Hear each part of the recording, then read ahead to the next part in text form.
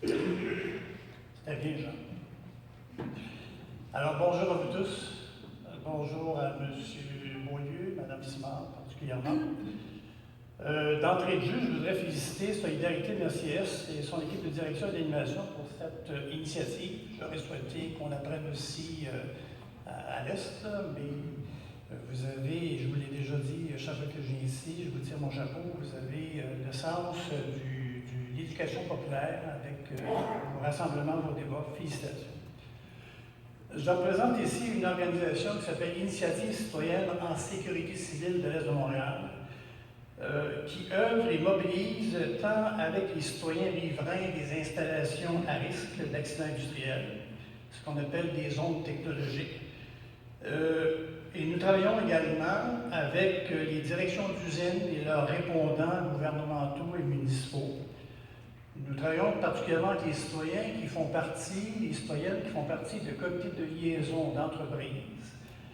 Et ces comités de liaison n'ont pas tous le même modèle, ils n'ont pas tous la même vitalité, mais ils se font un point d'honneur et ils ont évidemment des règlements provinciaux, fédéraux et municipaux pour faire en sorte qu'ils contribuent à une collectivité qui peut s'enrichir de leur présence et ne pas s'appauvrir et qui doit être aussi une collectivité sécuritaire et aussi s'engager dans la lutte au changement climatique et au contingentement et à la diminution des gaz à effet de serre. Ça, c'est des buts pour lesquels moi je suis présent à Suncor dans 2 usines, l'Association industrielle de l'Est de Montréal, et dernièrement j'ai été nommé au port de Montréal pour représenter Montréal-Est, Pointe-aux-Trembles, Rivière-des-Prairies.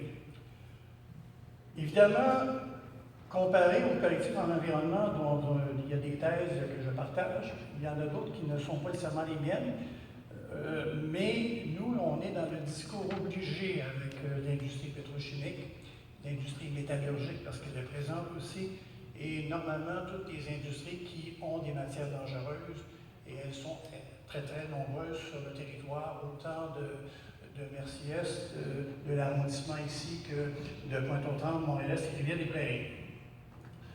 Je suis aussi le répondant exécutif de 40 propriétaires riverains du Saint-Laurent et de Savoie-Maritime, entre la Première Avenue et Tricentenaire à Pointe-aux-Trembles, et qui sont voisins des quais pétroliers. Ça veut dire que quand je parle, j'ai des élastiques après moi, j'ai des comptes à rendre à mes concitoyens. Et c'est avec ça que je me présente et j'ai accepté l'invitation de vous parler. Nous sommes dans une zone, et je vous ai trouvé discrète, Madame Foisy, tantôt, quand vous avez énuméré, il y a un élément important dans l'industrie qui est à la fois la métallurgie, la pétrochimie, et qui fait partie des fibres de ce quartier-ci, moins que Montréal-Est et autant que Pointe-aux-Trembles. Et ça participe à la configuration de ce qu'on appelle la pointe de l'île entre l'autoroute 25 et le pont de Gardeur. Et pour vous indiquer que nous sommes, je dirais, pognés avec le pétrole et qu'on peut travailler, souhaiter en diminuer la consommation, il reste quand même qu'actuellement, d'après des études récentes de mes adjoints, le mois dernier, nous étions à 4 milliards 300 000 litres de pétrole entreposés ou en circulation dans la partie de l'extrême-est de Montréal. Alors c'est pour ça que, en disant ça, ce n'est pas pour dire c'est dangereux au point de départ, non.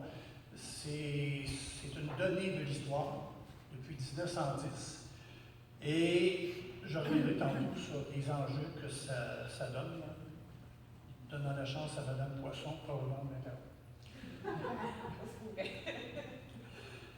Je saute dans le sujet.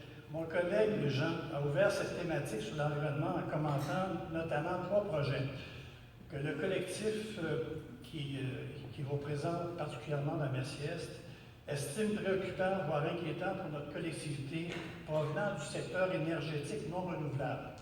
Il a même parlé aussi parce que quand on parle de biométhanisation, on la rentre dans l'énergie renouvelable, mais particulièrement ce qui est problématique pour les gens d'environnement, c'est le secteur énergique non renouvelable très présent dans l'extrême-est. Je vous ai donné des quantités phénoménales de pétrole, exploitation et transporté.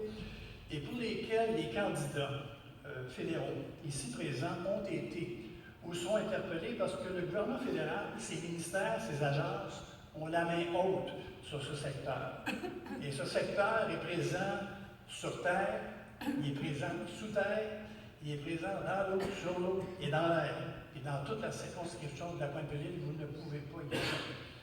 Vous pouvez souhaiter l'électrification, vous avez raison, vous pouvez souhaiter l'éolienne, vous pouvez souhaiter la géothermie, j'en suis, mais nous sommes pris avec le pétrole.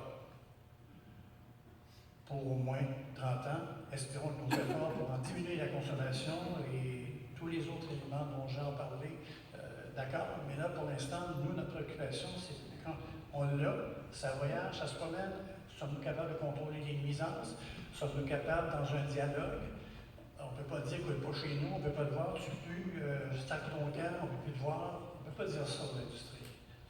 Et si les organismes de développement économique étaient plus sensibles à cette réalité-là, ils vous tiendraient davantage au courant sur l'impact des travailleurs dans votre quartier ici.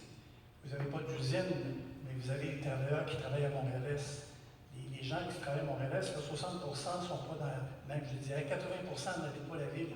Ils sont répartis ici, ils gagnent de très bons salaires, 90 000 en montant. Ils sont dans Pointe-aux-Trembles, ils sont aussi dans le Cantigny. Les sous-traitants qui travaillent, je veux juste vous situer que quand on a fermé la raffinerie Shell. Dans 1 minute aussi, s'il vous plaît. OK. Alors, tout ça pour vous dire que les candidats qui sont ici, là, je m'aperçois dans leur langage, ils travaillent macro. Pas macro de poisson, là, pas le macro macho. Ils travaillent dans la grande perspective. Et on a beaucoup de misère, c'est pas de leur faute, mais il faut les brasser, hein. Il faut les ramener à des réalités de quartier. Moi, il y a 4 ministères sur lesquels je pense qu'il faut s'intéresser. Transport Canada, Environnement Canada, Industrie, Développement économique Canada, Sécurité publique et protection civile. Quand vous voulez savoir si un candidat travaille pour vous, interrogez-le là-dessus, concrètement, ce qu'il a fait, ce qu'il va intervenir, comment il va vous appuyer. Je termine en disant que nous sommes actuellement dans la consolidation de la pétrochimie. Malheureusement, nous ne sommes pas dans le développement durable. On est dans l'enveloppement endurable. Ça, je pense qu'il faudrait collectivement, et les industries sont d'accord avec ça, à travailler en concert pour améliorer la situation. Merci. Merci beaucoup.